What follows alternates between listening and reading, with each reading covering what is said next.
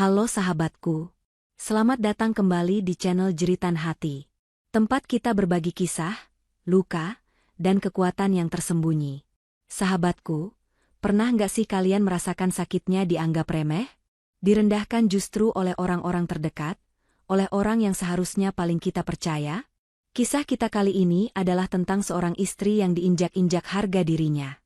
Dia ditertawakan oleh suami, mertua, dan gundik suaminya saat dia diusir. Mereka pikir, mereka sudah memenangkan segalanya. Tapi mereka tidak tahu, senyuman istri itu adalah awal dari kehancuran mereka yang paling total. Nah, sebelum kita bongkar babak pertama dari kisah ini, aku mau absen dulu nih. Biar kita makin akrab dan makin kuat persahabatan kita. Yuk, buktikan dukungan kalian untuk Jeritan Hati dengan cara tekan tombol like dulu untuk video ini. Bagi yang baru menemukan channel ini, jangan ragu tekan subscribe ya. Dan yang paling penting, ramaikan kolom komentar. Tulis nama kalian, asal kota, dan jangan lupa ketik hadir. Aku mau lihat, dari kota mana saja yang sudah siap mengawal kisah Erika membalikkan keadaan hari ini. Di dalam sebuah rumah yang lebih pantas disebut istana, kemewahan bukanlah pilihan, melainkan udara yang mereka hirup setiap hari. Pilar-pilar tinggi menjulang, lantai marmer impor berkilauan tanpa celah, dan perabotan yang didatangkan langsung dari Italia mengisi setiap sudut ruangan. Disinilah Erika menjalani hari-harinya, bergerak nyaris tanpa suara di tengah kemegahan yang terasa dingin. Ia adalah istri dari Alan, seorang direktur muda yang tengah naik daun, pria yang langkah kakinya selalu terdengar tegas dan penuh percaya diri di atas lantai marmer itu. Setiap pagi, Alan akan turun dari tangga spiral megah, aroma parfum mahalnya mendahului langkahnya, seolah mengumumkan kehadirannya pada dunia. Alan adalah definisi kesuksesan. Setelan jas mahalnya selalu licin, jam tangan mewahnya berkilau di pergelangan tangan, dan cara bicaranya selalu penuh penekanan, seolah setiap katanya adalah titah. Di matanya, semua kemewahan ini adalah hasil keringatnya. Dia adalah pencari nafkah utama, sang nahoda yang membawa kapal rumah tangga ini berlayar di lautan kemakmuran. Dan di samping Alan, selalu ada ibunya, Bu Santi, yang tinggal bersama mereka. Bu Santi adalah bayangan Alan dalam versi yang lebih sinis dan tajam. Baginya, Alan adalah putranya yang sempurna, dewa kecil yang membangun surga ini. Sementara Erika, di mata Bu Santi, Erika tak lebih dari sehelai benalu indah yang menempel di pohon kokoh putranya. Erika dianggap hanya menumpang hidup.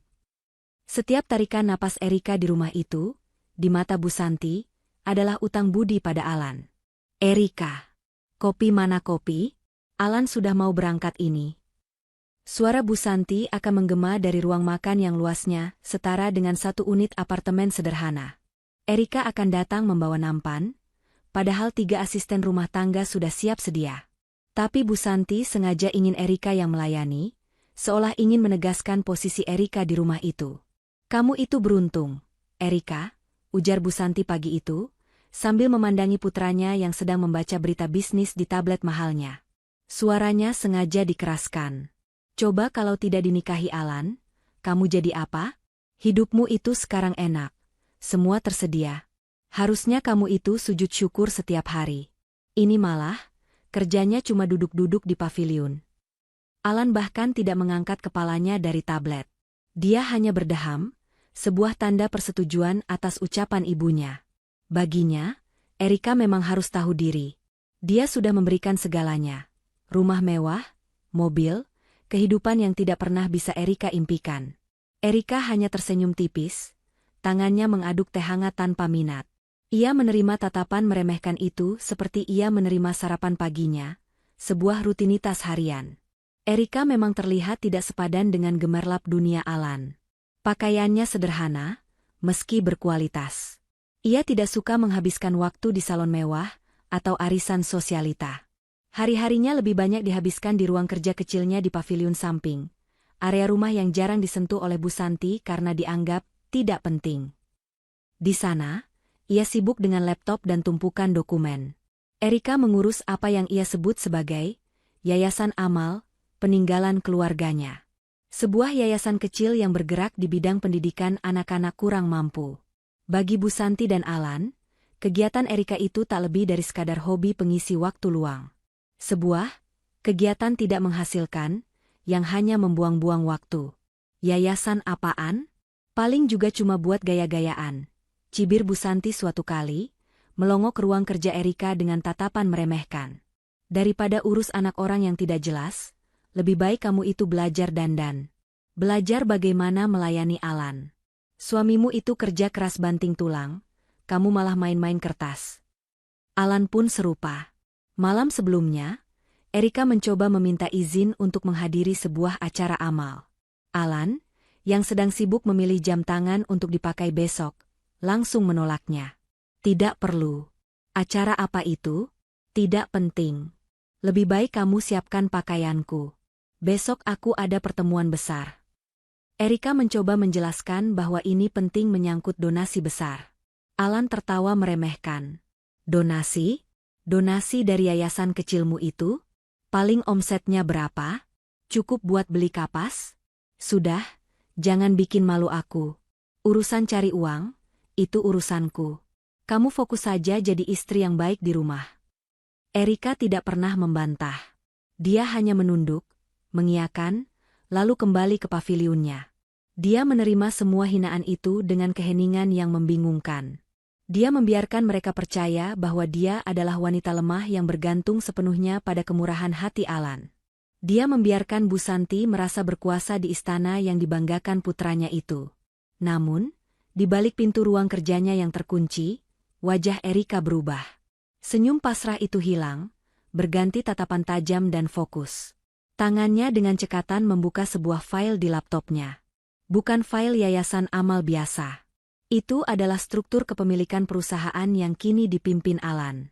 Di layar itu, terpampang jelas nama Alan sebagai direktur utama, namun di atasnya, di posisi tertinggi sebagai pemegang saham pengendali, tertera nama yayasan. Yayasan yang diketuai oleh Erika. Erika tahu sesuatu yang mereka tidak tahu. Dia tahu bahwa istana yang mereka pijak, pilar-pilar kokoh yang mereka banggakan, dan bahkan jabatan direktur yang disandang Alan, adalah fasilitas yang diberikan oleh yayasan. Yayasan yang mereka anggap hanya kegiatan tidak menghasilkan. Erika tahu, dia bukanlah benalu. Dia adalah pohon kokoh itu sendiri, yang selama ini membiarkan dua parasit menggerogoti batangnya. Di dalam keheningannya, Erika mengumpulkan setiap serpihan caci maki, setiap tatapan remeh, dan menyimpannya rapat-rapat. Dia tahu, istana yang dibangun di atas rahasia ini, suatu saat akan menunjukkan siapa pemiliknya yang sebenarnya. Dia hanya sedang menunggu waktu yang tepat. Babak baru dalam drama rumah tangga ini dimulai. Duri yang awalnya tersembunyi kini mulai menusuk semakin dalam, menembus dinding tebal istana mereka tanpa rasa malu. Alan, yang dulu mungkin masih menyimpan sedikit sisa kehati-hatian dalam permainannya di luar, kini seolah telah melepaskan semua topengnya. Dia tidak lagi puas hanya dengan pertemuan rahasia. Duri itu memiliki nama yang spesifik, Fiona. Seorang wanita yang penampilannya adalah antitesis dari Erika. Gaunnya selalu ketat membungkus tubuh, bibir yang dipoles merah menyala seolah tak pernah pudar, dan tawanya yang tinggi melengking, dirancang khusus untuk menarik perhatian dan menegaskan kehadirannya. Awalnya, Fiona hanyalah bayangan samar di kehidupan Erika, aroma parfum asing yang tertinggal di kemeja Alan, atau notifikasi pesan yang buru-buru ditutup saat Erika mendekat. Tapi kini, bayangan itu telah diberi raga dan suara. Alan mulai membawanya ke dalam lingkarannya, bukan lagi sembunyi-sembunyi di lounge temaram, melainkan di acara-acara makan malam yang dihadiri kolega bisnis. Awalnya, ada sedikit keraguan dalam cara Alan memperkenalkannya. Ini Fiona, asisten pribadi saya, katanya di sebuah acara amal perusahaan. Namun, seiring berjalannya waktu dan melihat tidak adanya reaksi perlawanan dari Erika, jabatan Fiona di depan umum pun meningkat. Kenalkan, kata Alan di pertemuan investor berikutnya, ini Fiona, rekan bisnis spesial saya. Sebuah istilah ambigu yang syarat makna, membuat para kolega yang hadir saling berpandangan penuh arti, sebelum akhirnya menatap kasihan pada Erika, yang berdiri kaku di samping Alan, hanya mampu membalas dengan senyuman tipis yang terlihat dipaksakan. Erika, tentu saja, dipaksa untuk hadir di acara-acara memalukan itu. Alan sengaja melakukannya. Dia seolah ingin menunjukkan pada dunia, dan mungkin pada egonya sendiri, bahwa dia memegang kendali penuh atas segalanya. Dia ingin memamerkan Fiona sebagai trofi barunya, sekaligus memamerkan kebodohan dan kepasrahan istrinya yang hanya diam saja. Malam itu, di sebuah restoran mewah yang terletak di puncak gedung pencakar langit, suasananya terasa begitu menyesakan bagi Erika. Lampu kota berkelip di bawah sana, tapi di dalam ruangan, udaranya berat oleh pengkhianatan. Alan sengaja mengatur tempat duduk. Fiona duduk tepat di seberang Erika. Dan Bu Santi, yang tentu saja tidak akan melewatkan kesempatan ini, duduk di samping Fiona, memperlakukan wanita itu seolah dia adalah calon menantu idaman yang telah lama dinantikan. Fiona ini memang pintar sekali. Ya, Alan, puji Bu Santi, suaranya sengaja dikeraskan, memecah denting sendok dan garpu, memastikan Erika di seberang meja bisa mendengarnya dengan jelas. Cara bicaranya luwes, wawasannya luas, mengerti sekali soal bisnis. Cocok sekali mendampingi Alan yang seorang direktur. Ya, kan? Tidak seperti, ya. Bu Santi menghentikan kalimatnya, tapi arah matanya yang melirik sinis ke arah Erika sudah menjelaskan segalanya. Tidak seperti yang lain, yang hanya diam saja, tidak mengerti apa-apa soal perkembangan zaman. Fiona tersenyum penuh kemenangan, senyum yang sengaja ia arahkan pada Erika. Ah, Ibu bisa saja. Saya ini hanya berusaha mengimbangi kehebatan Mas Alan. Dunia bisnis sekarang kan keras, Bu. Kalau kita tidak agresif dan cerdas, kita pasti ketinggalan. Alan tertawa bangga mendengar itu. Tangannya, tanpa ragu sedikitpun, merangkul bahu Fiona yang terbuka, tepat di depan mata Erika dan semua tamu di meja itu. Itu baru benar. Kamu itu harusnya banyak belajar dari Fiona, Erika. Begini cara membangun relasi, cara bersosialisasi. Bukan cuma duduk di paviliun mengurusi sumbangan anak-anak. Itu tidak ada levelnya. Erika merasakan semua tatapan di meja itu kini terfokus padanya. Ada yang menatapnya dengan kasihan, ada yang menahan senyum mencemooh, dan ada yang pura-pura sibuk dengan piring mereka. Dia tidak goyah. Dengan gerakan yang terkendali, dia hanya mengambil gelas air putihnya dan minum perlahan. Ketenangannya adalah tameng baja yang tidak bisa mereka tembus. Ironisnya, justru ketenangannya inilah yang membuat Alan dan Bu Santi semakin menjadi-jadi. Mereka salah besar. Mereka mengartikan kesabaran dan keheningan Erika sebagai kepasrahan total seorang wanita bodoh. Mereka mengira Erika terlalu takut kehilangan kemewahan yang selama ini Alan berikan, sehingga rela menelan penghinaan apapun demi mempertahankan statusnya. Lihat, bisik Bu Santi pada Alan, namun bisikan itu cukup keras untuk sampai ke telinga Erika. Dia bahkan tidak marah. Tidak ada reaksi. Dia tahu posisinya di mana. Wanita bodoh yang pasrah. Kamu bisa lakukan apa saja yang kamu mau, Alan. Ibu jamin, dia tidak akan berani melawan. Alan tersenyum miring, menatap Erika dengan pandangan meremehkan. Malam itu, dalam perjalanan pulang di dalam mobil mewah mereka, keheningan terasa mencekam. Alan duduk di depan bersama sopir, sementara Erika duduk di kursi penumpang belakang bersama Bu Santi. Fiona sudah pulang dengan mobil sport barunya, hadiah dari Alan, setelah Alan memberinya kecupan ringan di pipi di lobi restoran tadi. Tentu saja, Bu Santi tidak akan menyia-nyiakan waktu perjalanan ini. Kamu itu seharusnya sadar diri, Erika, ujarnya tajam, memecah keheningan. Kalau Alan sampai mencari wanita lain di luar, itu semua salah kamu sendiri. Kamu tidak bisa mengimbangi suamimu. Kamu terlalu pasif, terlalu kuno. Fiona itu, meskipun ibu lihat dia agresif, tapi dia jelas lebih pantas mendampingi Alan di acara tadi. Dia membuat Alan bangga. Untuk pertama kalinya malam itu, Erika menoleh, menatap Bu Santi lurus-lurus dengan pandangan yang tenang namun dalam, pandangan yang sulit diartikan. Apakah menurut ibu begitu? Tanyanya pelan. Suaranya datar, tanpa emosi. Bu Santi tertawa sinis, seolah terkejut karena patung akhirnya bisa bicara. Oh, akhirnya kamu bicara juga? Tentu saja. Kamu tidak lihat tadi? Semua kolega Alan terpesona dengan Fiona. Sementara kamu hanya duduk seperti pajangan yang tidak bernyawa.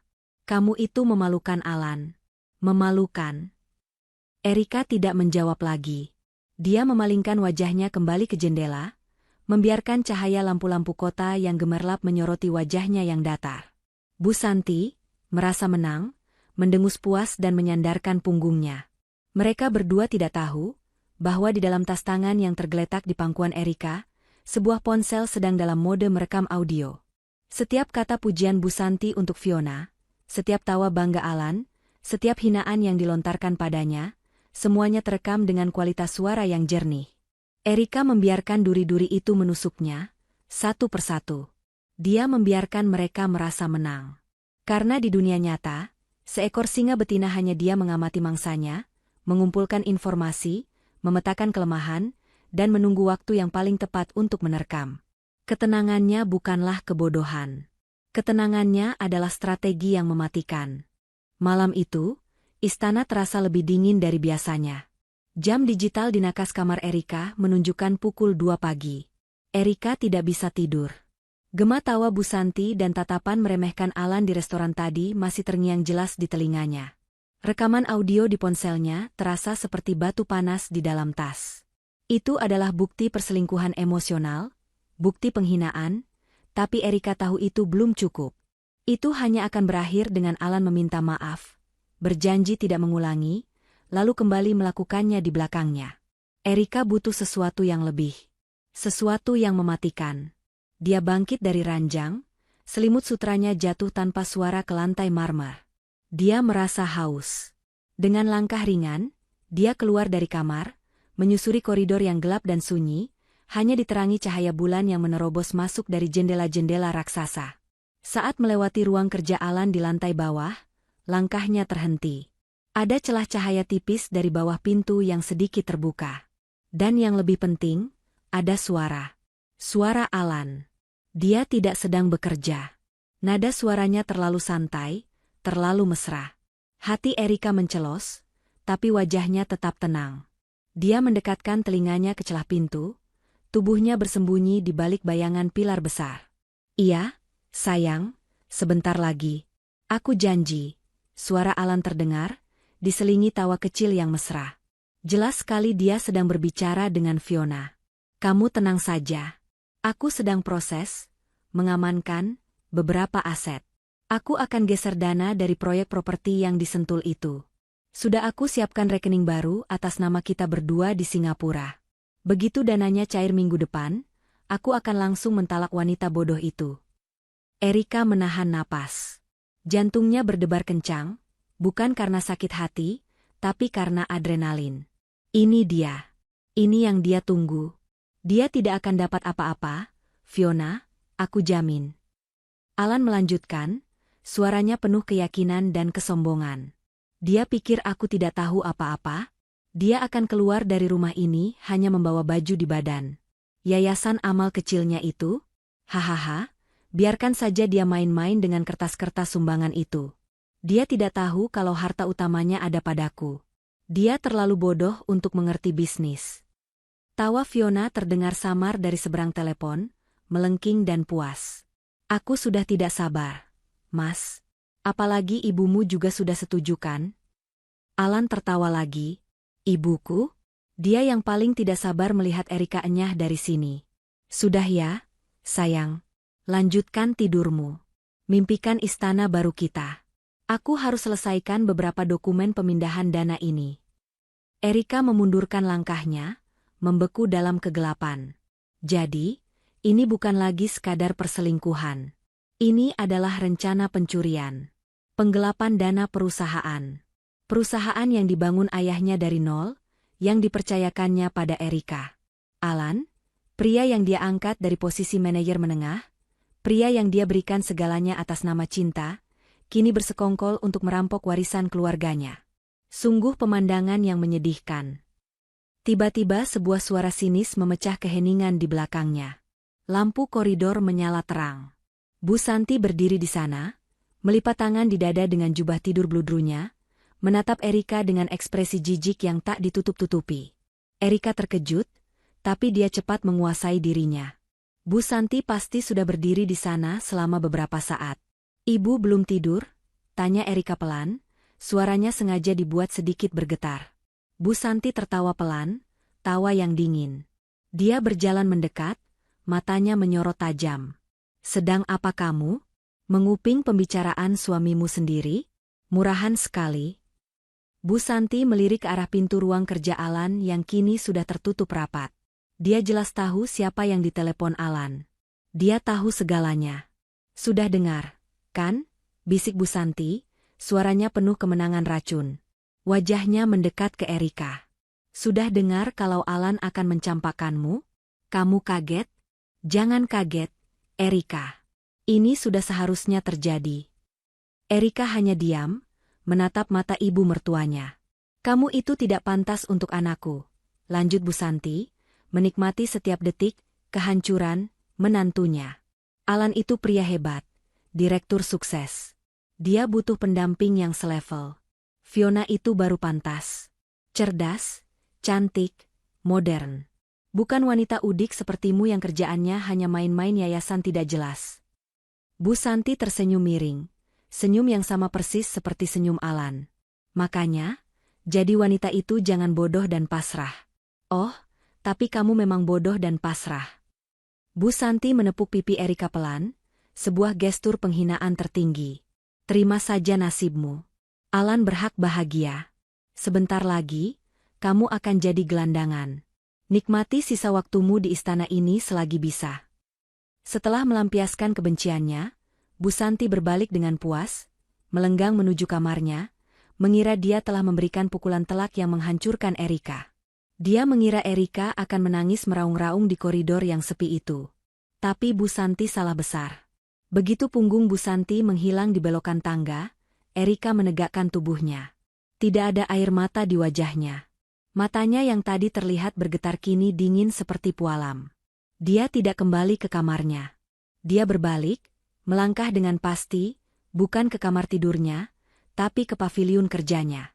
Tangan yang tadi gemetar saat memegang segelas air, kini begitu mantap saat membuka laptopnya.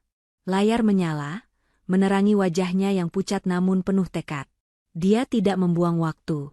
Jarinya dengan cepat mengetik sebuah email. Email itu ditujukan kepada Bapak Hardy dan tim legal internal. Judulnya singkat, Aktivasi Kontingesi Delta. Isi emailnya pun singkat dan menusuk. Alan baru saja mengkonfirmasi niat penggelapan dana proyek Sentul melalui rekening luar negeri atas nama Fiona. Dia juga mengkonfirmasi niatnya mengambil alih aset. Saya sudah mendengar rekamannya. Ini adalah pelanggaran berat klausul direksi. Segera bekukan semua akses transfer dana internasional atas nama Alan.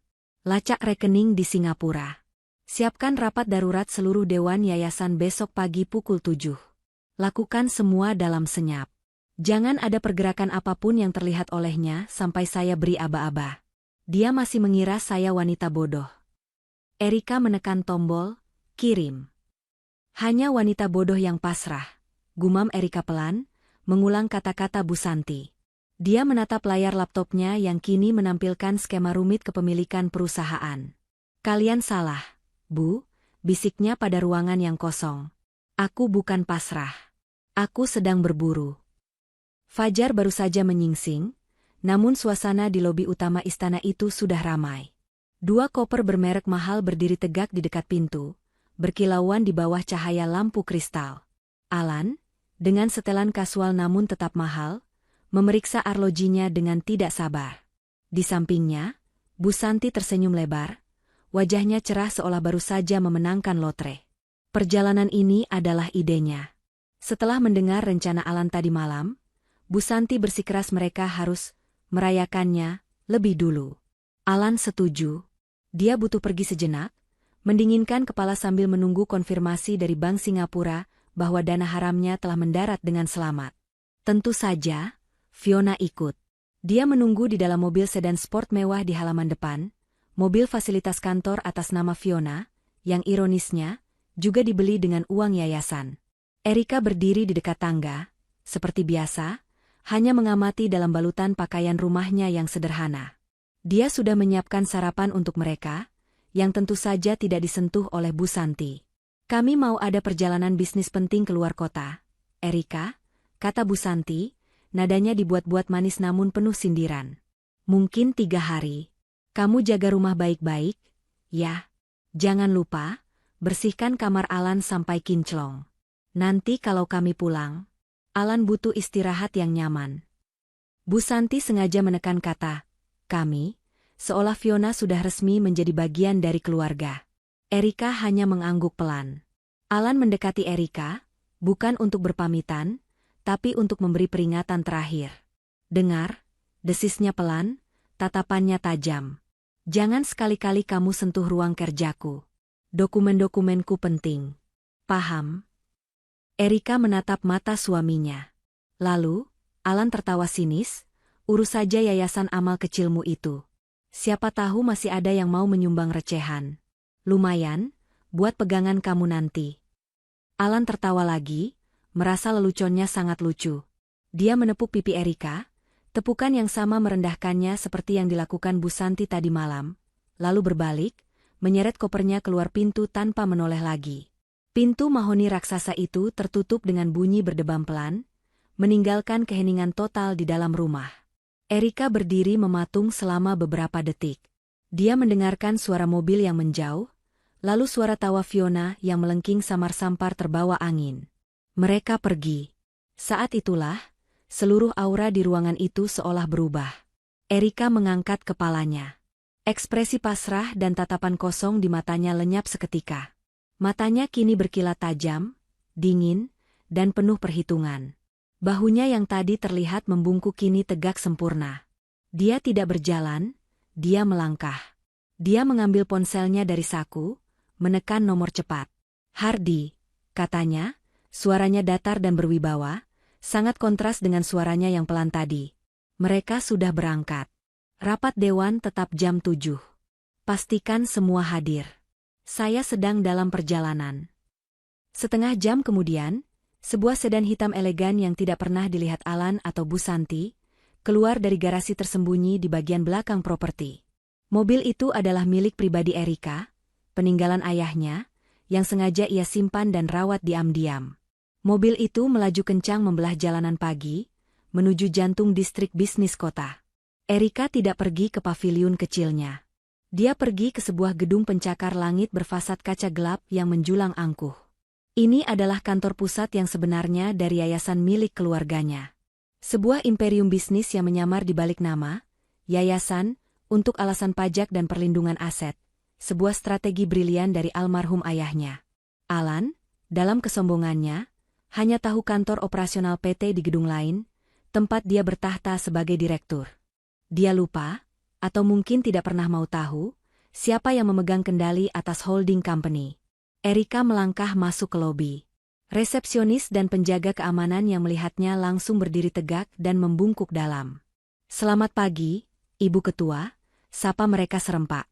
Erika hanya mengangguk tipis, terus berjalan menuju lift pribadi di bagian belakang. Di lantai 40, di dalam ruang rapat dewan yang didominasi kaca dan kayu mahoni gelap, 6 orang telah menunggunya. Di ujung meja, duduk Pak Hardy, pria berusia akhir 50-an, tangan kanan kepercayaan ayahnya, seorang ahli hukum korporat yang wajahnya selalu tenang. Di sampingnya duduk anggota dewan pengawas lainnya, para profesional senior yang mengelola berbagai divisi bisnis di bawah yayasan. Selamat pagi, sapa Erika sambil mengambil tempat duduk di kursi utama di ujung meja. Tidak ada lagi Erika si istri pendiam. Yang ada kini adalah Erika sang ketua yayasan, pewaris sah dari seluruh kerajaan bisnis ini. Seperti yang saya sampaikan dalam email, kontingensi Delta, tadi malam, Erika memulai tanpa basa-basi, suaranya memenuhi ruangan. Kita punya masalah serius. Direktur utama PT utama kita, Alan, telah melakukan pelanggaran berat. Pak Hardy segera membagikan map-map tebal ke hadapan setiap anggota. Seperti yang sudah dikonfirmasi oleh tim forensik kami semalam, Pak Hardy mengambil alih, Tuan Alan mencoba memindahkan dana awal sebesar 10 miliar rupiah dari anggaran proyek Sentul. Ini baru percobaan pertama. Mencoba? Tanya seorang anggota dewan. Pak Hardy tersenyum tipis. Benar. Dia mengira transfer itu berhasil. Dia akan melihat saldo masuk di rekening Singapuranya pagi ini. Tapi kenyataannya, tim IT kita bekerja sama dengan bank mitra di sana telah menahan dana itu dalam status pending bayangan. Saldo itu ilusi. Uangnya tidak pernah benar-benar pindah dari rekening kita. Erika kemudian mengambil alih, menjelaskan duduk perkaranya. Dia menceritakan rencana Alan untuk menceraikannya, ambisinya untuk mengambil alih perusahaan, dan bagaimana dia bersekongkol dengan Fiona. Dia bahkan memutar rekaman singkat percakapan Alan dan Fiona tadi malam, serta hinaan Bu Santi. Ruangan itu hening, para anggota dewan menatap ngeri pada audio itu. Dia lupa, kata Erika dingin, bahwa jabatannya sebagai direktur, rumah yang dia tinggali, mobil yang dia pakai, bahkan gaji yang dia gunakan untuk membiayai gundiknya, adalah fasilitas dari yayasan. Fasilitas yang bisa saya cabut kapan saja. Seorang anggota dewan yang lebih muda tampak bingung. Ibu Erika, maaf. Kenapa tidak kita pecat saja dia sekarang? Kenapa kita biarkan dia pergi berlibur dengan Fiona? Mata Erika berkilat. Karena memecatnya sekarang terlalu mudah. Dia akan mengelak. Dia akan bilang itu fitnah. Dia akan berperan sebagai korban. Erika menatap satu persatu anggota dewannya. Tidak. Saya ingin dia menyelesaikan rencananya. Saya ingin dia yakin dia telah menang. Saya ingin dia yakin uangnya aman di Singapura. Saya ingin dia, dengan kesombongannya sendiri, mengucapkan talak itu di depan saya. Saya ingin dia, dengan tangannya sendiri, membekukan rekening, uang belanja, yang dia berikan pada saya. Pak Hardy mengangguk paham. Bukti penggelapan dana ini sudah kuat.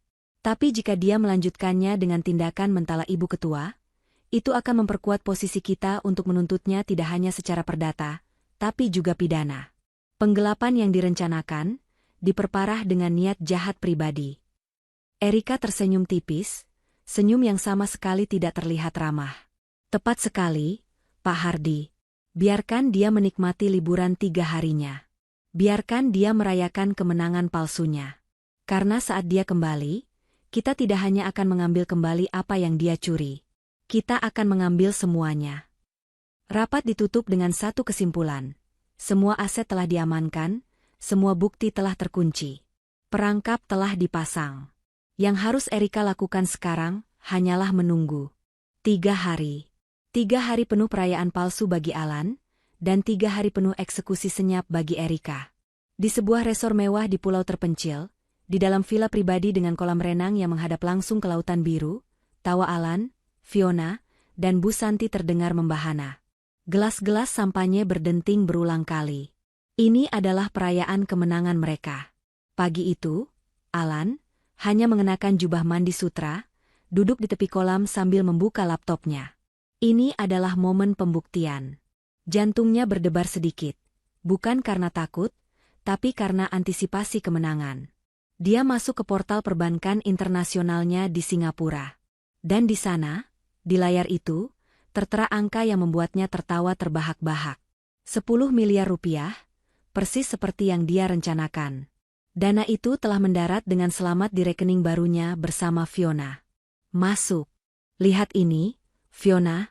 Lihat, Bu. Alan memutar laptopnya dengan bangga. Fiona memekik senang, langsung memeluk leher Alan dan menciumnya bertubi-tubi. Kamu hebat, Mas. Hebat sekali. Aku tahu kamu bisa. Kita kaya raya. Serunya, matanya berbinar menatap deretan angka 0 di layar. Bu Santi mengatupkan kedua tangannya, wajahnya berseri-seri penuh kelegaan. Syukurlah, Alan, anakku. Akhirnya kamu bisa mendapatkan apa yang pantas kamu dapatkan. Uang itu milikmu. Perusahaan itu milikmu. Kamu yang bekerja keras selama ini, bukan wanita pemalas itu. Bu Santi menatap lautan dengan pandangan menerawang. Ibu sudah tidak sabar melihat wajahnya saat kamu mengusirnya. Dia pikir dia siapa? Beraninya dia hidup enak menumpang pada anak ibu. Rasakan. Sebentar lagi dia jadi gelandangan, persis seperti yang kamu bilang. Alan tersenyum miring, menyesap sampanyenya. Tentu saja, Bu. Dia itu wanita bodoh. Dia masih di rumah itu sekarang, mengira aku sedang perjalanan bisnis. Dia mungkin sedang sibuk mengurus yayasan recehnya, tidak tahu kalau sumber keuangannya sudah aku matikan. Keyakinan Alan semakin membuncah. Dia telah berhasil memindahkan dana besar. Dia yakin telah berhasil membekukan rekening Erika. Dia adalah raja. Dia tidak tahu, bahwa di seberang lautan, di dalam menara kaca kantor pusat yayasan, wanita yang dia sebut bodoh itu sedang mengawasinya. Di dalam ruang kontrol yang canggih, Pak Hardy menunjuk ke sebuah layar monitor. Dia baru saja login, Ibu Ketua. Persis seperti yang kita duga. Dia sedang melihat saldo ilusi yang kita siapkan di server cermin. Dia sangat puas. Erika, yang duduk di kursi utama, hanya mengangguk tipis. Wajahnya tenang, tanpa ekspresi. Bagus. Biarkan dia menikmati 3 hari ini. Biarkan dia merasa di puncak dunia. Semakin tinggi dia terbang, semakin keras dia akan jatuh.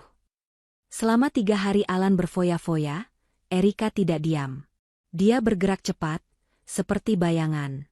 Hari pertama, dia menyelesaikan audit internal. Dia, bersama Pak Hardy dan tim legal, mengumpulkan semua bukti transaksi haram yang pernah Alan coba lakukan. Mereka menemukan jejak pengalihan dana kecil lainnya ke rekening Fiona selama 6 bulan terakhir. Pembelian mobil sport, tas-tas mewah, sewa apartemen pribadi. Semua tercatat rapi. Hari kedua, Erika melakukan pergantian sistem keamanan total di istana-nya. Dia tidak kembali ke sana sendirian. Dia membawa serta Pak Bima, kepala keamanan baru yang ditunjuk langsung oleh Dewan Yayasan, beserta timnya. Semua asisten rumah tangga yang jelas-jelas lebih patuh pada Bu Santi dan Alan, dipanggil satu persatu.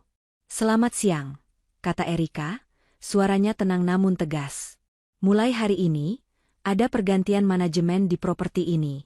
Rumah ini, seperti yang kalian semua tahu, adalah aset milik yayasan. Bukan milik pribadi Tuan Alan." Para staf itu saling berpandangan, bingung. "Kalian semua," lanjut Erika, "akan dirumahkan sementara dengan gaji tetap. Nanti akan ada evaluasi ulang. Ini adalah cara halus untuk menyingkirkan mata-mata Bu Santi." Seorang teknisi segera bekerja. Semua kunci digital, kode akses gerbang, dan sistem alarm diganti total.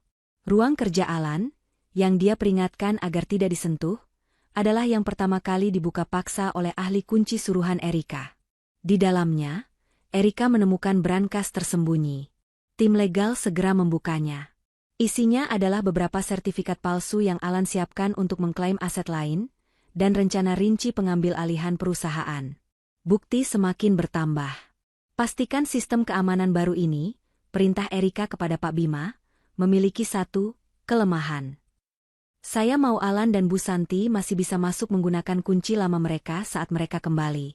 Tapi begitu mereka berada di dalam, gerbang utama harus terkunci otomatis di bawah kendali Anda. Tidak ada yang bisa keluar atau masuk lagi tanpa perintah saya." Pak Bima mengangguk. "Mengerti, Ibu Ketua." Perangkap itu kini telah dipasang di sarangnya sendiri. Hari ketiga, Erika mengurus langkah terakhir. Rekening yang Alan banggakan telah dia bekukan. Erika mengunjungi bank pribadinya, menemui manajer hubungannya. "Selamat siang, Ibu Erika," sapa sang manajer dengan hormat. "Ada yang bisa saya bantu?" Erika tersenyum tipis. "Saya hanya ingin konfirmasi. Apakah ada upaya pemblokiran atau penutupan paksa pada rekening saya beberapa hari ini?" Sang manajer memeriksa sistemnya sejenak. Wajahnya kemudian sedikit mengernyit. "Ah, benar, Ibu. 2 hari lalu, kami menerima panggilan telepon dari Tuan Alan yang meminta pemblokiran darurat atas rekening Ibu. Dia mengklaim ada aktivitas mencurigakan." Erika mengangkat alisnya. "Lalu, apakah Anda blokir?" Manajer itu tertawa kecil. "Tentu saja tidak, Ibu. Rekening ini adalah rekening pribadi atas nama Ibu, bukan rekening gabungan. Kami sudah jelaskan prosedur hukumnya, bahwa kami tidak bisa melakukannya tanpa persetujuan tertulis dari Ibu sendiri. Kami sudah mencoba menghubungi Tuan Alan kembali untuk menginformasikan penolakan ini, tapi teleponnya tidak aktif." Jantung Erika terasa lega. Jadi, Alan bahkan tidak tahu kalau rencananya gagal total. Dia terlalu sombong untuk memeriksa ulang. Dia berteriak membekukan rekening, mengira kuasanya sebagai direktur berlaku di semua tempat, lalu dia langsung pergi berlibur. Dia bahkan tidak tahu bahwa dia telah gagal. "Baik," kata Erika tenang. "Tolong jangan informasikan apapun padanya. Biarkan saja statusnya menggantung. Anggap saja permintaan itu masih diproses. Baik, Ibu Erika. 3 hari telah berlalu. Alan, Fiona, dan Bu Santi sedang dalam perjalanan pulang menuju bandara. Tawa mereka masih terdengar, siap untuk melancarkan serangan terakhir pada Erika yang malang. Di sisi lain, Erika duduk di ruang tamu istananya yang kini sunyi. Semua staf lama telah pergi. Tim keamanan baru berjaga tak terlihat di pos mereka. Semua aset telah aman. Semua bukti telah terkunci. Erika menyesap tehnya perlahan. Dia kini hanya perlu menunggu. Menunggu sang raja palsu kembali ke kastil, untuk menyadari bahwa singgasananya tidak pernah menjadi miliknya. Senja baru saja berganti malam ketika sedan mewah yang membawa Alan, Fiona, dan Bu Santi meluncur mulus melewati gerbang utama. Lampu-lampu taman di halaman yang luas menyala otomatis, menyambut kedatangan sang direktur. Dari luar, istana itu tampak sama seperti saat mereka tinggalkan 3 hari lalu. Megah, kokoh, dan sunyi. Alan keluar dari mobil lebih dulu, Fiona mengikutinya dengan gaya angkuh, sementara Bu Santi turun dengan senyum puas yang tak kunjung lepas dari bibirnya sejak mereka mendarat. Perjalanan 3 hari itu terasa seperti bulan madu yang dipercepat. Keyakinan Alan berada di titik tertingginya. Dana 10 miliar yang terparkir manis di rekening Singapuranya adalah bukti tak terbantahkan akan kecerdasannya. Fiona kini memandangnya bak dewa, dan ibunya tak henti-hentinya memuji kehebatan putranya. Perjalanan bisnis yang sukses, batin Alan sambil tertawa kecil. Sukses mengamankan masa depan, dan sukses merencanakan pembuangan sampah masa lalu. Akhirnya, sampai juga di rumah. Seru Bu Santi, meregangkan tubuhnya. Ibu sudah tidak sabar untuk berendam air hangat. Dan tentu saja, Bu Santi melirik Fiona, menyambut anggota keluarga yang baru. Fiona tersenyum manja pada Alan. Aku juga, Mas. Rasanya lega sekali. Villa di pulau tadi memang indah, tapi ini baru istana yang sesungguhnya. Istana kita. Alan tersenyum miring, dia memasukkan kunci digitalnya ke pintu utama. Pintu itu terbuka dengan mulus, persis seperti biasanya. Sesuai rencana Erika, sistem keamanan lama masih mengenali akses Alan. Namun, begitu mereka bertiga melangkah masuk dan pintu mahoni itu tertutup di belakang mereka, sebuah sistem senyap di ruang keamanan, yang kini dikendalikan oleh tim baru Pak Bima, mengunci gerbang utama dan semua akses keluar masuk lainnya. Mereka telah masuk ke dalam perangkap. Alan, Bu Santi, dan Fiona melangkah masuk ke lobi utama. Tapi ada yang aneh. Suasananya terlalu hening. Biasanya, jam segini, setidaknya ada 2 atau 3 asisten rumah tangga yang akan bergegas menyambut mereka, mengambil koper, dan menawarkan minuman. Malam ini, tidak ada siapa-siapa. Hanya gema langkah kaki mereka sendiri yang memantul di lantai marmer yang dingin. Kemana semua orang? Bu Santi mengernyit, suaranya terdengar kesal. Sepi sekali. Erika, di mana kamu? Para pembantu itu kemana? Alan juga merasakan kejanggalan itu, tapi kesombongannya segera menepisnya. Dia hanya mendengus. Mungkin si bodoh itu memecat mereka semua karena tidak bisa membayar gaji. Ejeknya, disambut tawa kecil Fiona. Atau mungkin dia menyuruh mereka bersembunyi karena malu, tambah Fiona. Kemudian, mereka melihatnya. Erika. Dia tidak sedang bersembunyi. Dia sedang duduk di salah satu sofa tunggal di ruang keluarga yang luas, membelakangi mereka, menatap ke arah taman belakang yang gelap melalui jendela kaca raksasa. Dia tampak persis seperti yang mereka bayangkan, sendirian, menyedihkan, dan pasrah. Dia bahkan tidak menoleh saat mendengar suara mereka. Pemandangan itu adalah bahan bakar terakhir yang menyulut api kesombongan Alan hingga ke puncaknya. Inilah wanita yang dia kira akan menangis meraung-raung, yang dia kira akan panik karena rekeningnya kosong. Nyatanya, dia hanya duduk melamun. Dia bahkan terlalu bodoh untuk menyadari apa yang terjadi. Batin Alan merasa jijik sekaligus puas. Dia melempar tas perjalanannya ke lantai marmer, menimbulkan suara debam keras yang memecah keheningan. Erika, bentaknya. Erika menoleh perlahan. Wajahnya tenang, seperti biasa. Tapi malam ini, Alan melihatnya sebagai wajah kekalahan. Dia melihat mata yang kosong dan pasrah. Kalian sudah pulang? Tanya Erika pelan, suaranya datar. Pertanyaan itu membuat Bu Santi tertawa mengejek. Tentu saja kami pulang. Ini rumah anakku. Kamu pikir kami akan pergi selamanya? Lihat rumah ini. Berantakan. Sepi. Apa yang kamu lakukan selama 3 hari kami pergi? Hah? Cuma duduk melamun? Dasar wanita tidak berguna. Bu Santi melangkah maju, dagunya terangkat. Sudahlah, Alan.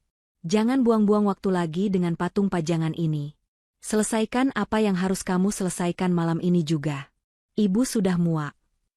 Fiona mengangguk setuju, melingkarkan tangannya erat di lengan Alan, menatap Erika dengan tatapan predator yang telah memojokkan mangsanya. Benar, Mas. Buat apa ditunda lagi? Lebih cepat dia pergi, lebih cepat kita bisa menata ulang rumah ini. Alan tersenyum. Dia menikmati momen ini. Dia adalah sang sutradara, dan ini adalah adegan puncaknya. Dia merasa begitu berkuasa. Uang di Singapura aman. Wanita baru di sisinya. Ibu yang mendukungnya. Dan istri bodoh yang siap dia tendang. Sempurna. Kamu benar, Bu. Kamu benar, sayang, kata Alan, suaranya kini dalam dan penuh wibawa palsu. Dia melangkah perlahan, mengitari sofa, hingga berdiri tepat di depan Erika, menjulang di atasnya. Erika tetap duduk, mendongak menatap suaminya dengan ekspresi yang sulit dibaca. Alan salah mengartikan ketenangan itu sebagai ketakutan. Aku kembali, Erika, katanya. Dan seperti yang kamu lihat, aku tidak kembali sendirian. Dia menarik Fiona agar berdiri persis di sampingnya. Aku kembali untuk mengambil apa yang menjadi hakku. Alan menarik napas dalam-dalam, menikmati aroma kemenangannya. Aku sudah memikirkannya matang-matang. Pernikahan kita ini sudah selesai. Sudah tidak selevel lagi.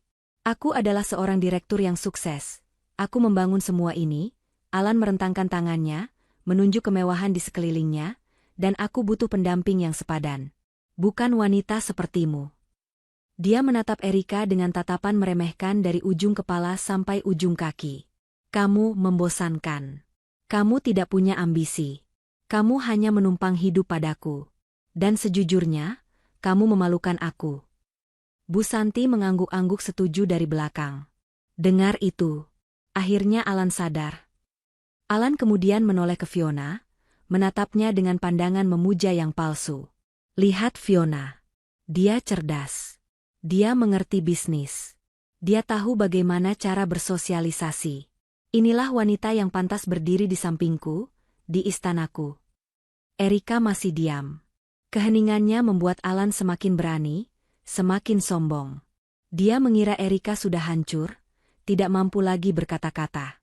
Dia pasti sudah mencoba mengecek rekeningnya, pikir Alan puas. Dia pasti sudah tahu kalau dia tidak punya apa-apa lagi. Dia tidak punya pilihan selain menerima nasib. Alan mendekatkan wajahnya, suaranya berdesis. Aku sudah memberimu kehidupan yang enak selama ini, Erika. Tapi semua itu berakhir malam ini. Aku sudah mengamankan semua asetku. Dan aku juga sudah memastikan, Alan tersenyum sinis, bahwa kamu tidak akan mendapatkan sepeser pun.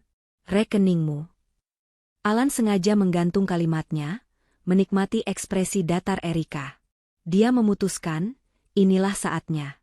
Dia akan mengucapkan kalimat talak itu, di depan ibunya, dan di depan calon istri barunya. Dia akan menghancurkan Erika malam ini juga.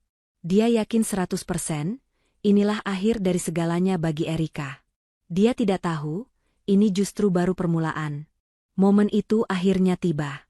Alan berdiri menjulang di depan Erika, merasa seperti seorang raja yang akan menjatuhkan hukuman mati. Fiona berdiri di sisinya, melingkarkan lengan di tangan Alan dengan posesif, dagunya terangkat angkuh. Bu Santi berdiri sedikit di belakang mereka, melipat tangan di dada, senyumnya penuh antisipasi akan kehancuran menantunya. Ruangan yang luas itu terasa menyusut, fokusnya hanya pada 4 orang itu. Erika, Alan memulai, suaranya dalam dan dingin, sengaja dibuat penuh wibawa palsu.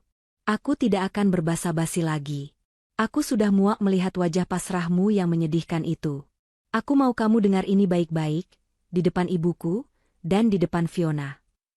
Fiona tersenyum puas, sementara Bu Santi mengangguk-angguk, seolah memberi aba-aba. Alan menunggu reaksi. Dia mengharapkan Erika gemetar, mungkin mulai menangis. Tapi Erika tetap diam, hanya menatapnya dengan mata yang tenang. Ketenangan inilah yang memancing amarah Alan. Dia merasa tidak mendapatkan kepuasan yang dia cari. "Kamu tuli?" bentak Alan, kesabarannya habis. "Aku bilang, pernikahan kita selesai. Aku, Alan, mentala kamu malam ini juga." Dia mengucapkan kata itu dengan keras, membiarkannya menggema di ruangan yang sunyi. Talak 3. Selesai. Kita berakhir. Fiona tertawa kecil, tawa yang dibuat-buat terdengar kasihan. Dia pasti syok berat. "Mas. Kasihan sekali. Dia pasti sedang bingung memikirkan nasibnya." Bu Santi ikut menimpali, suaranya tajam seperti pisau. "Nasib? Dia tidak punya nasib. Nasibnya sudah tamat malam ini." Tamat. Alan merasa perlu menegaskan kemenangannya yang mutlak.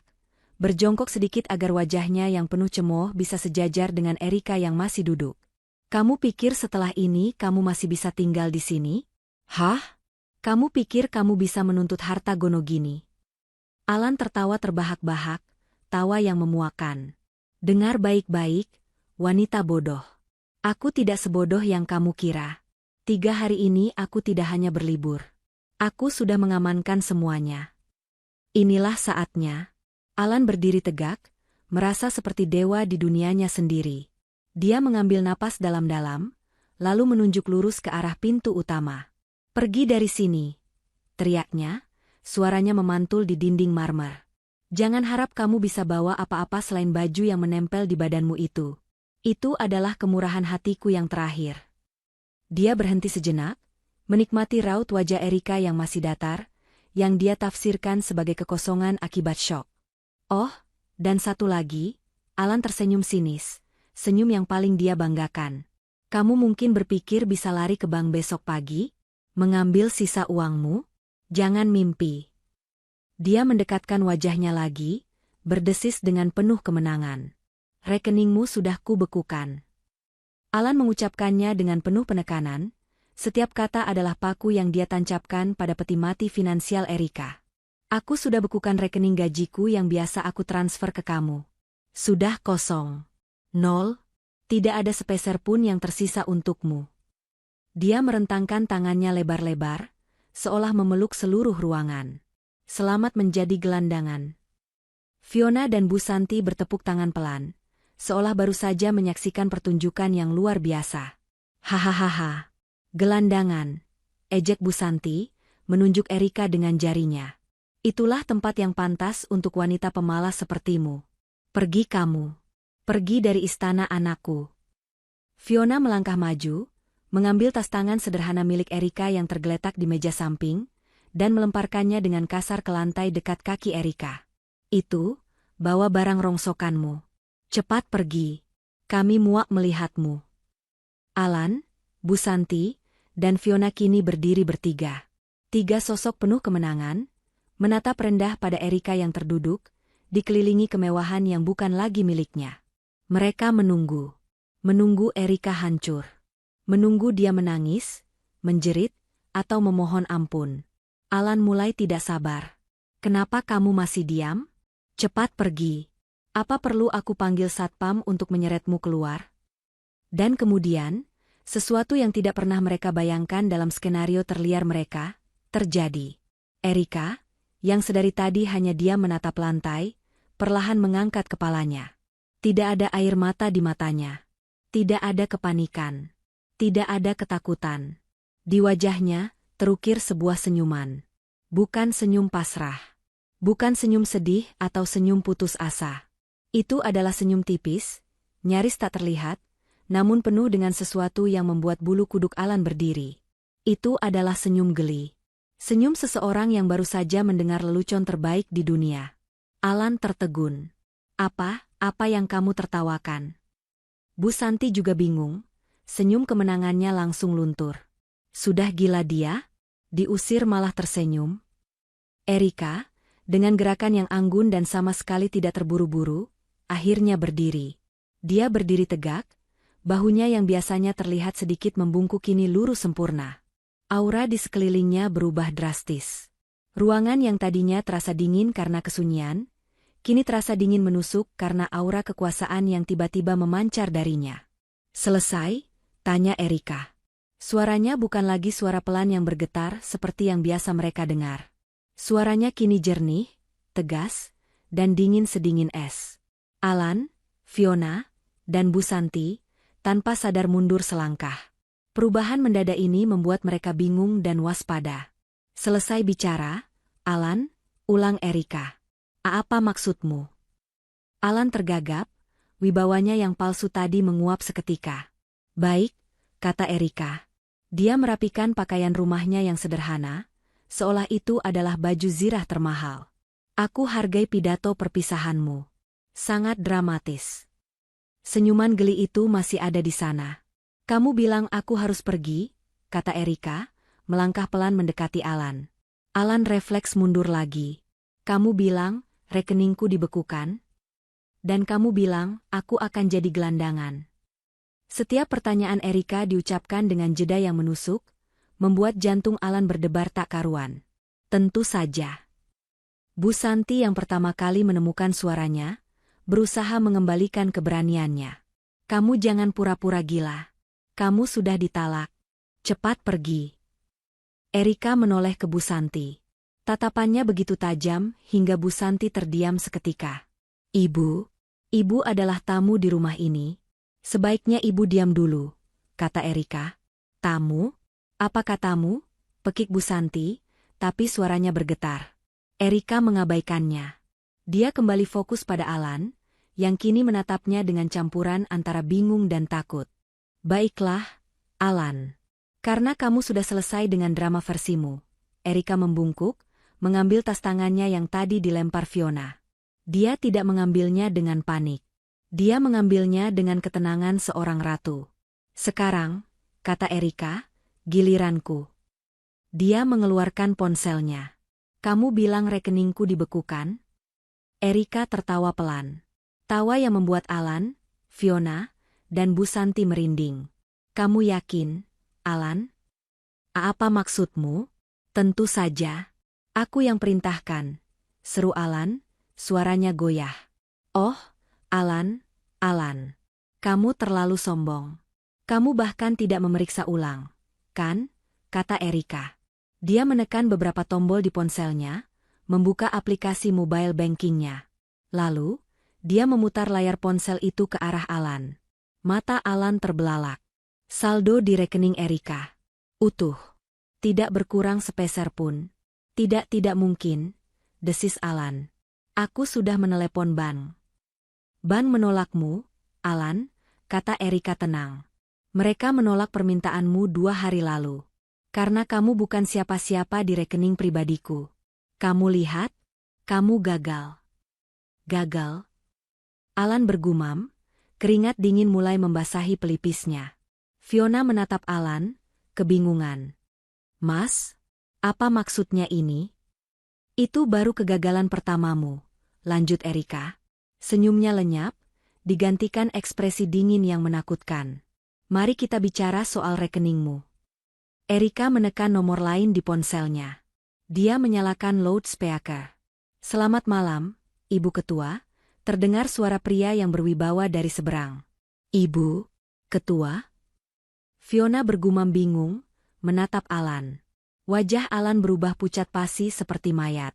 Dia kenal suara itu. Itu suara Pak Hardy, anggota Dewan Senior. Tapi, "Ketua? Kenapa Pak Hardy memanggil Erika, Ibu Ketua?" "Selamat malam, Pak Hardy. Apakah sudah siap?" tanya Erika. "Sudah, Ibu. Sesuai instruksi Ibu." Erika menatap Alan. "Alan, coba cek rekening Singapura MU sekarang. Rekening yang kamu banggakan berisi 10 miliar itu." Dengan tangan gemetar hebat, Alan merogoh sakunya, panik mencari ponselnya sendiri. Dia hampir menjatuhkannya 2 kali sebelum berhasil membuka aplikasi bank Singapuranya. Dia login. Dia membeku. "Kosong!" teriaknya histeris, suaranya pecah. "Kemana uangku? Kemana 10 miliar itu? Layar itu menunjukkan saldo nol besar. Uang? Erika tertawa lagi, tawa yang kali ini terdengar sangat sinis. Tidak pernah ada uang di sana, Alan. Itu hanya ilusi digital yang tim IT saya siapkan agar liburan 3 harimu menyenangkan. Uangnya tidak pernah meninggalkan rekening yayasan. Yayasan? Yayasan apa maksudmu? Bu Santi mulai panik, mencengkeram lengan putranya yang gemetar. Erika mengambil langkah terakhir, menyampirkan tas tangannya di bahu. Aku memang akan pergi, Alan. Seperti katamu, ujar Erika. Aku akan melangkah pergi dari sini. Dia berjalan melewati mereka bertiga yang mematung karena syok. Dia berjalan menuju pintu utama. Tapi aku tidak pergi sebagai gelandangan. Erika berhenti di dekat pintu, tangannya memegang gagang. Aku pergi sebagai pemilik segalanya. Genggaman tangan Erika di gagang pintu itu terasa seperti sebuah penanda waktu. Di belakangnya, keheningan yang tadinya hanya diisi oleh keterkejutan, kini mulai pecah. Yang pertama kali bereaksi adalah Alan. Wajahnya yang pucat pasi kini berubah merah padam, urat-urat di lehernya menonjol. Dia tidak lagi menatap Erika, dia menatap layar ponsel di tangannya. Nol. Nol besar. Ilusi digital. Kata-kata itu menghantam kesombongannya berkeping-keping. Tidak. Tidak mungkin. Desisnya, suaranya serak dan penuh ketidakpercayaan. Dia mengguncang-guncangkan ponselnya dengan kasar, seolah berharap deretan angka nol itu akan berubah jika diguncang. Dia panik. Dia keluar dari aplikasi, masuk lagi, memasukkan kata sandinya dengan jari-jari yang gemetar hebat hingga salah ketik 2 kali. Hasilnya tetap sama. Nol. Ini trik. Ini semua trik sulap murahanmu. Alan berteriak, suaranya melengking histeris. Dia tidak lagi berlari ke pintu, dia berbalik dan berlari kencang menuju ruang kerjanya di koridor lain. Dokumenku. Brankasku. Kamu tidak bisa memalsukan dokumen fisik. Dia sampai di depan pintu kayu jati yang kokoh itu. Dia menempelkan ibu jarinya pada pemindai sidik jari di dinding. Sebuah lampu merah menyala disertai bunyi, bip, pelan, lalu suara mesin yang datar terdengar, akses ditolak. Alan tertegun. Apa? Dia mencobanya lagi, dan lagi. Akses ditolak. Sialan. Alan merogoh saku celananya, menarik kunci manual cadangan yang selalu dia simpan. Dia memasukkannya ke lubang kunci. Kunci itu tidak mau berputar. Gemboknya telah diganti dari dalam. Apa yang sudah kamu lakukan pada ruang kerjaku? Alan menggedor-gedor pintu itu seperti orang gila. Buka. Buka pintu ini. Erika, yang masih berdiri di dekat lobi, akhirnya melepaskan gagang pintu utama. Dia berbalik perlahan, melipat tangannya di dada. Dia menatap suaminya yang kini terlihat menyedihkan, menggedor pintu yang tidak akan pernah terbuka untuknya lagi. Ruang kerjamu? Tanya Erika, suaranya bergema di lobi yang luas. Alan, itu bukan ruang kerjamu. Itu adalah ruang kerja fasilitas kantor untuk direktur utama. Dan jabatanmu sudah dicabut. Bu Santi, yang sedari tadi membeku seperti patung es, akhirnya tersadar. Kata-kata, ibu ketua, dan yayasan, akhirnya mulai menemukan tempat di otaknya yang berputar lambat. Dia menatap Erika dengan ngeri. Ibu, ketua, yayasan? Erika, jangan bercanda. Kamu jangan mengada-ada. Bu Santi tergagap. Kamu itu cuma istri anakku. Pemalas yang kerjanya cuma. Cuma apa, Bu? Potong Erika, suaranya kini setajam baja.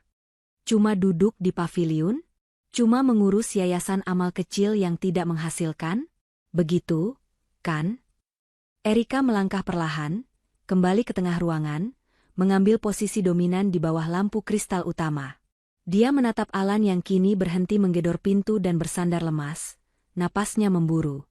Dia menatap Bu Santi yang gemetar. Dan dia menatap Fiona, yang sudah melepaskan lengan Alan dan kini berdiri terpisah beberapa langkah. Wajahnya pucat, matanya bergerak liar mencari jalan keluar. Kalian masih belum mengerti juga, ya? Kata Erika.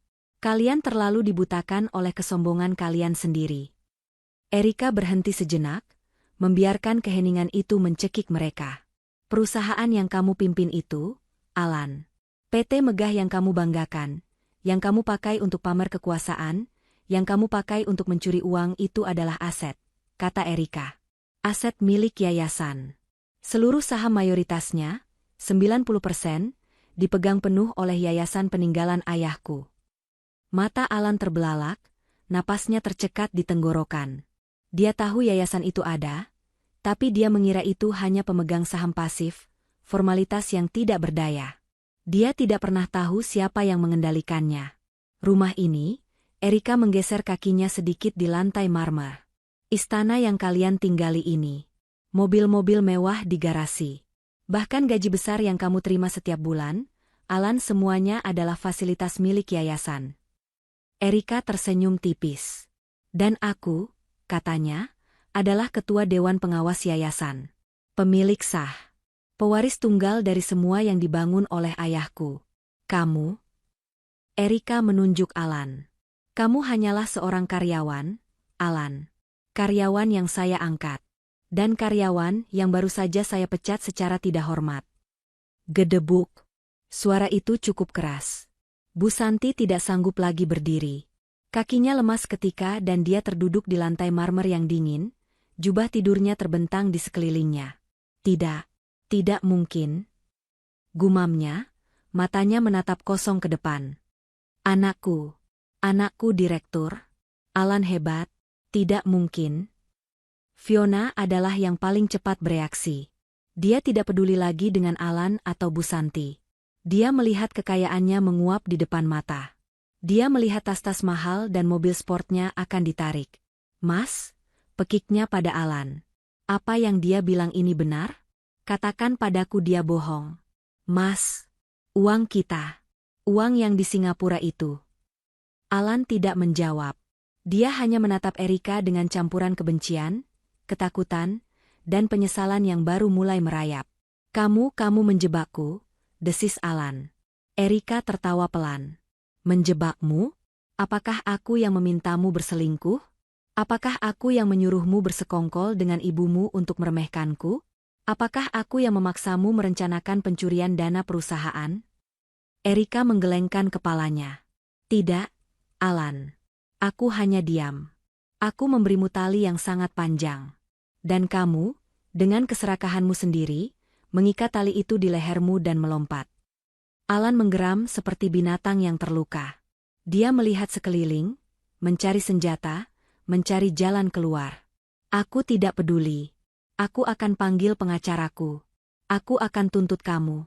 Aku akan panggil satpam.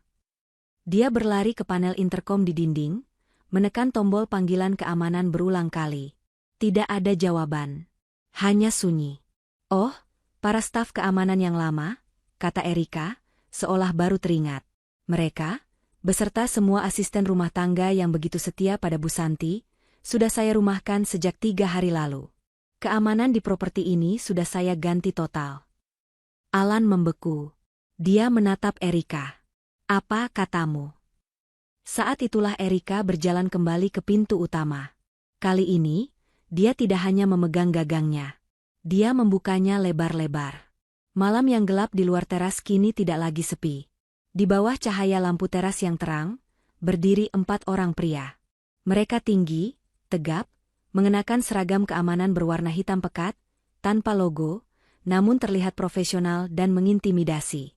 Mereka dipimpin oleh seorang pria parubaya yang wajahnya tenang namun tegas, Pak Bima. Mereka berdiri dalam formasi, diam, menunggu perintah. Inilah, bising, yang sesungguhnya. Bukan teriakan. Bukan alarm. Tapi suara langkah kaki mereka yang serempak dan berat saat melangkah masuk ke dalam lobi, memenuhi ruangan dengan aura kekuasaan yang tak terbantahkan. Fiona menjerit pelan, mundur hingga punggungnya menabrak dinding. Bu Santi terisak di lantai. Alan mundur selangkah demi selangkah, matanya melotot ngeri. Siapa mereka? Gagap Alan. Selamat malam, Ibu Ketua, kata Pak Bima, suaranya tenang, hanya ditujukan pada Erika. Kami sudah menunggu perintah Anda. Erika mengangguk. Dia berbalik, menatap 3 orang yang kini terpojok di dekat tangga. 3 orang yang beberapa menit lalu menertawakannya, menghinanya, dan mengusirnya.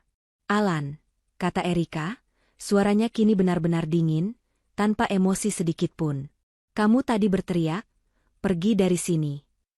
Kamu tadi berteriak, 'Selamat menjadi gelandangan.'" Erika berhenti sejenak. "Sepertinya, kamu salah mengucapkan kalimat itu untuk orang yang salah." Dia menoleh ke Pak Bima. "3 orang ini," katanya, menunjuk Alan, Bu Santi, dan Fiona, "bukan lagi penghuni ataupun tamu di properti yayasan ini. Mereka telah melakukan percobaan pencurian aset dan kini melakukan pelanggaran masuk tanpa izin. Saya mau mereka dikeluarkan. Sekarang juga." Perintah Erika menggantung di udara lobi yang luas, dingin dan mutlak, seperti vonis hakim. Pak Bima mengangguk sekali, wajahnya tak menunjukkan emosi. Dia memberi isyarat tangan yang nyaris tak terlihat. 2 petugas keamanan yang bertubuh tegap segera bergerak maju serempak. Langkah mereka mantap dan tidak terburu-buru, namun penuh tujuan. Target mereka jelas, Alan. Alan, yang sedetik lalu masih membeku karena syok, tersentak kaget melihat gerakan itu. Naluri primitifnya mengambil alih. "Berani sekali kalian," raungnya, suaranya pecah oleh kepanikan. "Jangan sentuh saya. Saya direktur utama rumah ini. Saya yang membayar gaji kalian." Dia berusaha membusungkan dadanya, mencoba mengembalikan aura kekuasaan yang selama ini dia miliki, tapi yang terlihat hanyalah seorang pria yang gemetar hebat, matanya liar mencari pertolongan. Petugas keamanan itu tidak berhenti. Mereka tidak membantah. Mereka tidak berbicara. Mereka hanya menjalankan perintah. Saat mereka sampai di depan Alan, Alan mengangkat tangannya, mencoba mendorong. Tapi gerakannya lambat dan lemah. Dengan efisiensi yang terlatih, kedua petugas itu masing-masing mencengkeram satu lengan atas Alan. Cengkeraman mereka seperti baja, tidak menyakiti tapi mengunci total. "Lepaskan." Alan memberontak, mencoba menarik lengannya, tapi sia-sia. Dia seperti boneka kain di tangan 2 raksasa. Wibawanya, kesombongannya, semua luruh seperti debu dalam sekejap.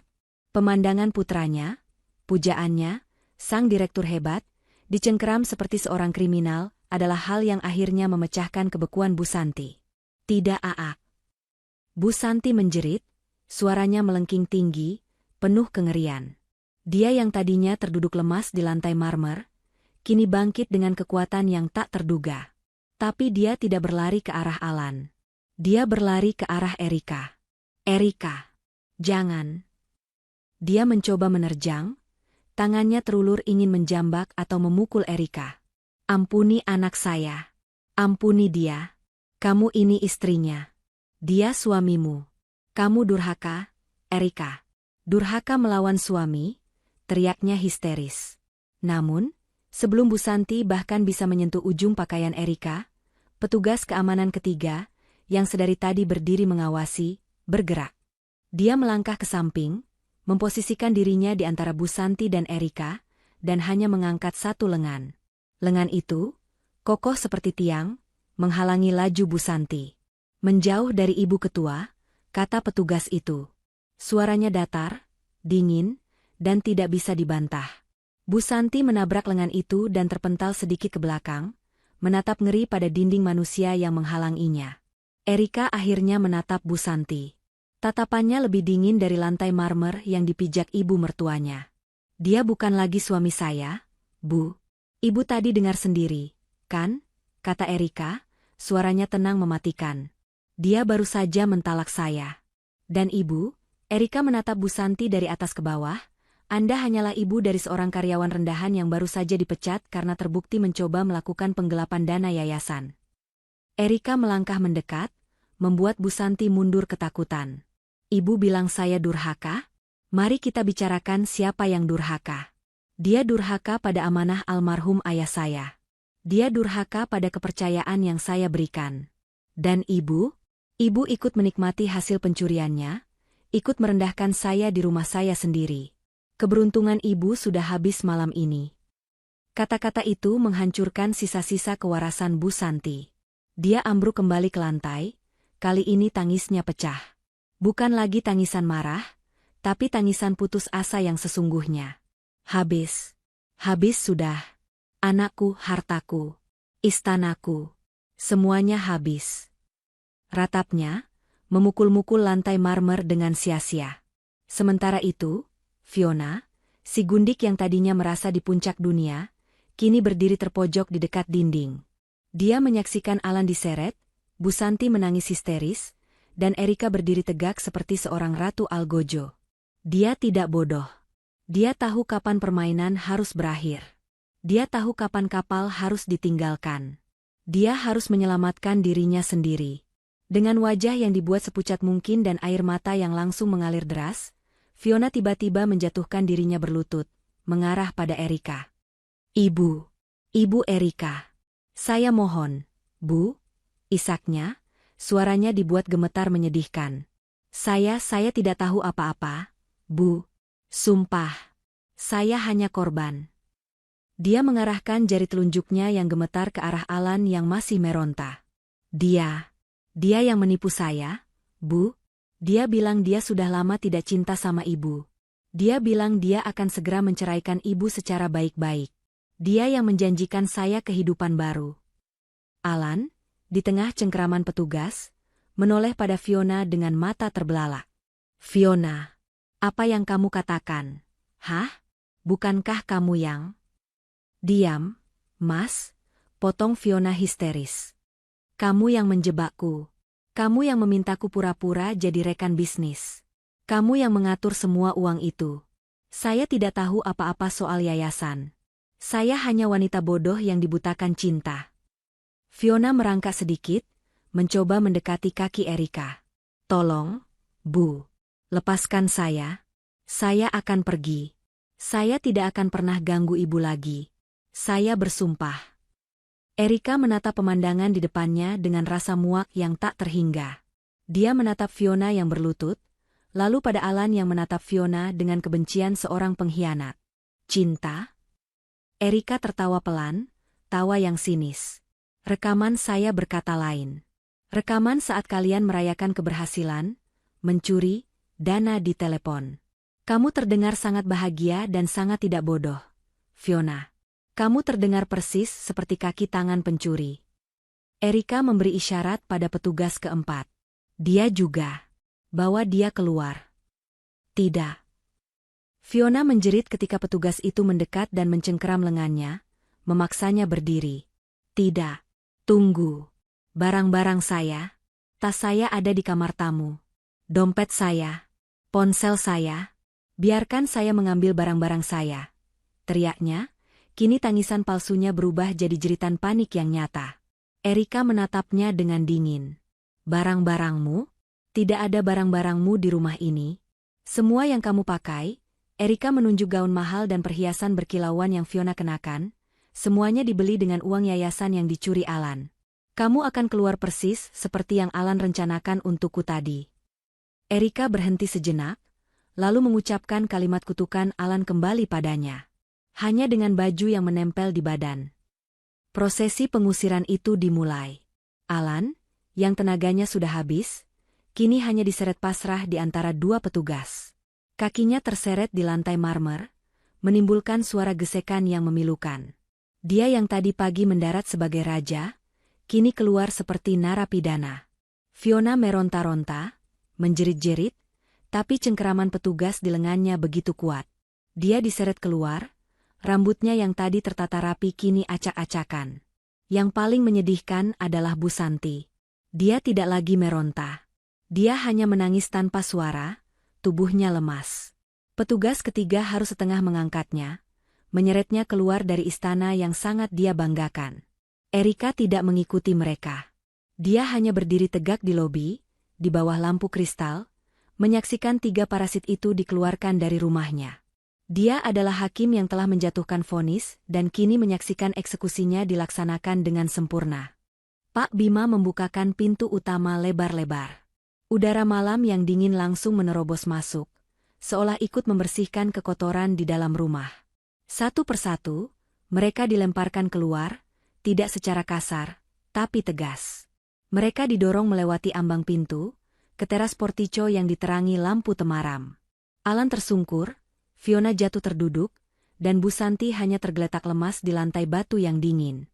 Alan mengangkat kepalanya, menatap Erika yang berdiri di dalam cahaya terang lobi untuk terakhir kalinya. Matanya penuh kebencian, penyesalan, dan janji balas dendam yang kosong. Erika, kamu akan menyesal melakukan ini padaku dan ibuku. Kamu akan menyesal, teriaknya, suaranya serak. Erika tidak menjawab. Dia hanya menatap lurus ke arah Alan.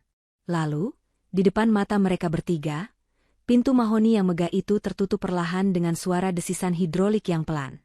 Menutup mereka dari kemewahan, dari kehangatan, dari segalanya. Hening. Hanya suara jangkrik di taman.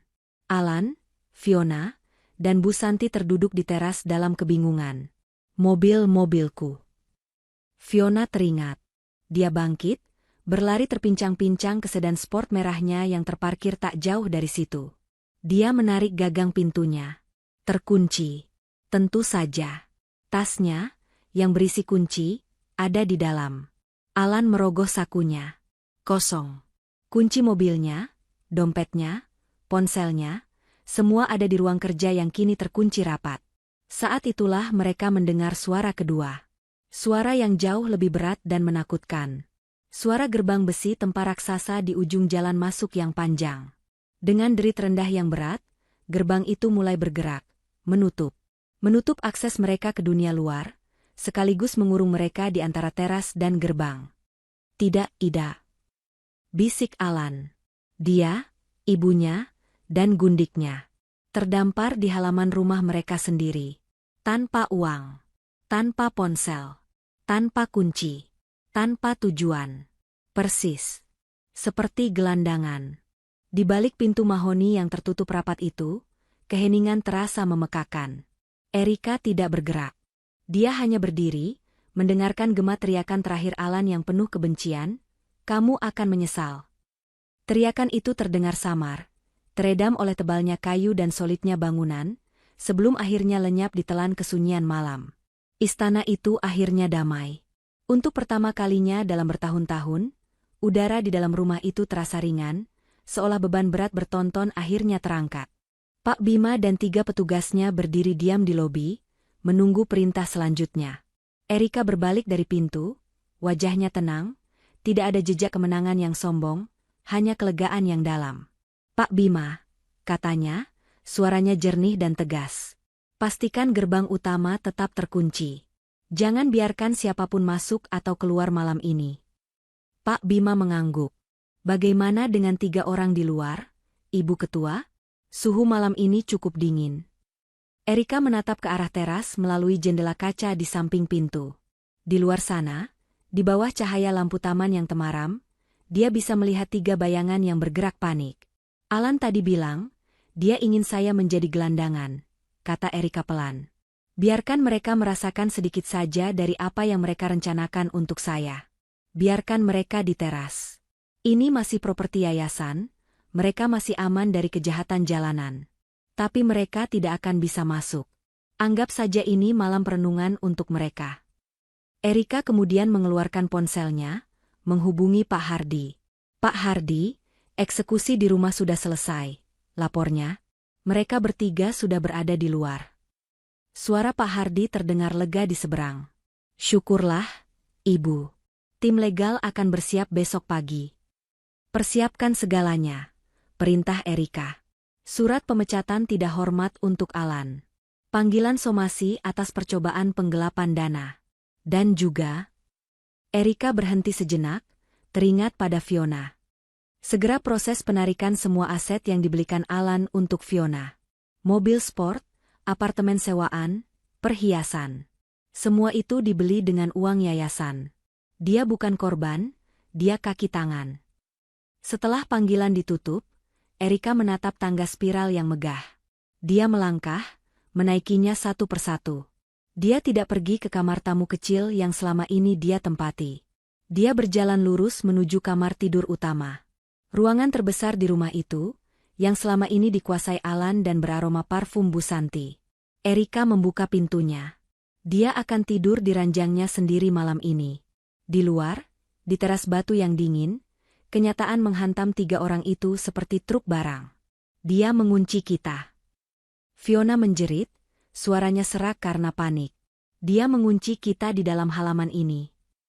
Alan, yang tadi membeku, kini berlari seperti orang kesetanan menuruni jalan masuk yang panjang menuju gerbang besi raksasa. Buka. Satpam. Buka pintunya.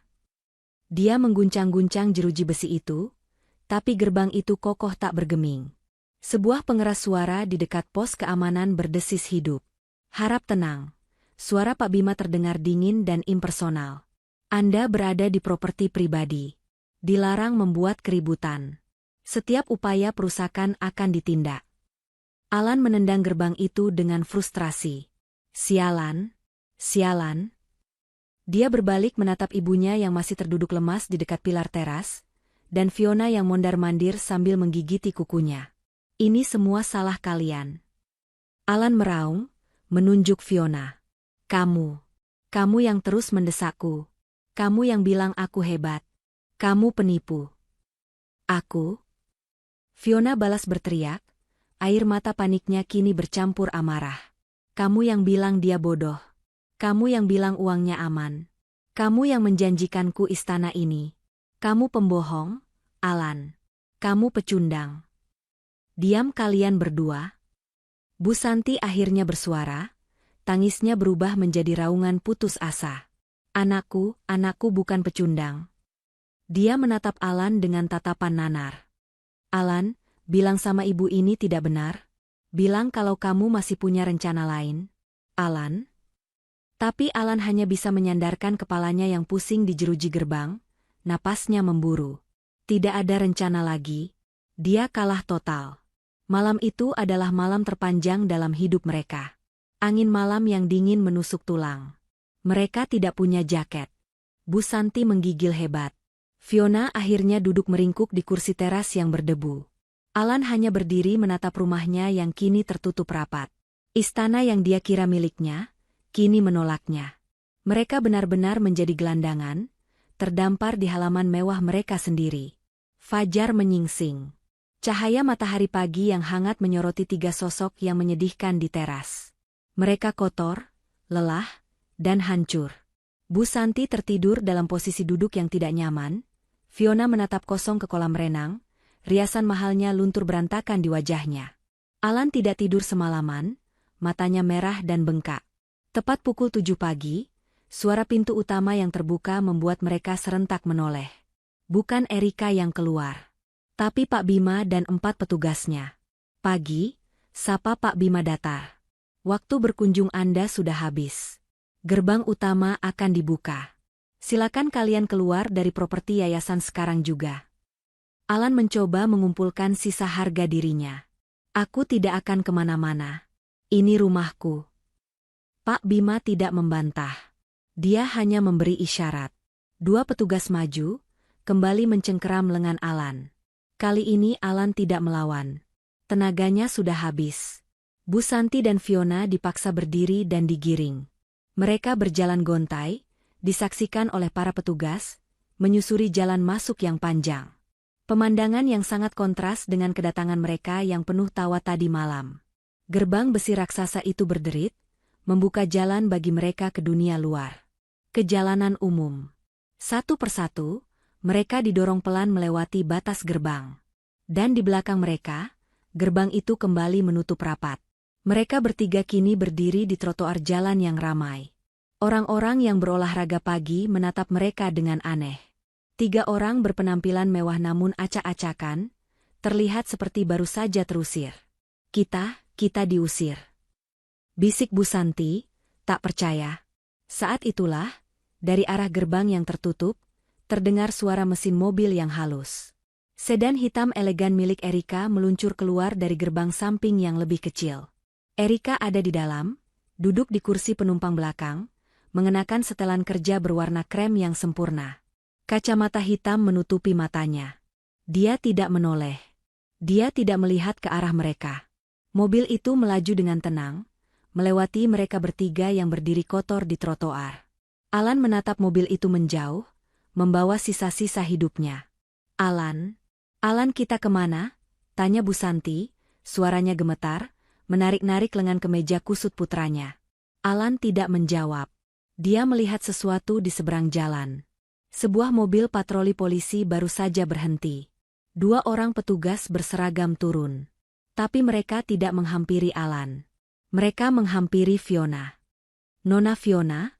tanya seorang petugas. "Kami mendapat laporan penadahan aset perusahaan berupa 1 unit mobil sport. Anda harus ikut kami ke kantor." Mata Fiona terbelalak ngeri. "Tidak. Saya korban. Alan yang..." Tapi petugas sudah memborgol tangannya. Saat Fiona diseret, petugas kedua menghampiri Alan. "Tuan Alan? Anda juga. Kami menerima laporan resmi dari Dewan Yayasan atas percobaan penggelapan dana. Anda kami tahan." Tangan Alan pun diborgol di depan ibunya. "Tidak. Lepaskan anakku. Jangan bawa anakku." Bu Santi menjerit, mencoba memeluk Alan, tapi dihalangi petugas. Dari kejauhan, di dalam mobilnya yang melaju menuju kantor pusat yayasan, Erika akhirnya melepas kacamata hitamnya. Tidak ada air mata. Tidak ada senyum. Hanya ada ketenangan. Dia memegang foto kecil almarhum ayahnya di dompetnya. "Sudah selesai, Ayah. Amanah Ayah sudah aman," bisiknya. Dia tidak perlu melihat ke belakang lagi. Dia telah membersihkan istananya. Dia telah mengambil kembali apa yang menjadi haknya. Dia tidak perlu membalas teriakan Alan, "Kamu akan menyesal." Karena Alan, ibunya, dan Fiona sudah menerima penyesalan terbesar mereka. Mereka telah meremehkan wanita yang mereka kira bodoh, tanpa menyadari bahwa wanita itulah yang memegang seluruh kendali. Erika kini bebas, memulai lembaran baru sebagai pemimpin, sementara mereka baru saja memulai nasib mereka sebagai gelandangan yang sesungguhnya. Pesan moral: jangan pernah meremehkan keheningan. Air yang tenang bukan berarti tidak dalam, dan kesabaran bukan berarti kebodohan. Seringkali, orang yang paling diam adalah pengamat yang paling tajam, menunggu waktu yang tepat untuk menunjukkan kekuatan sesungguhnya.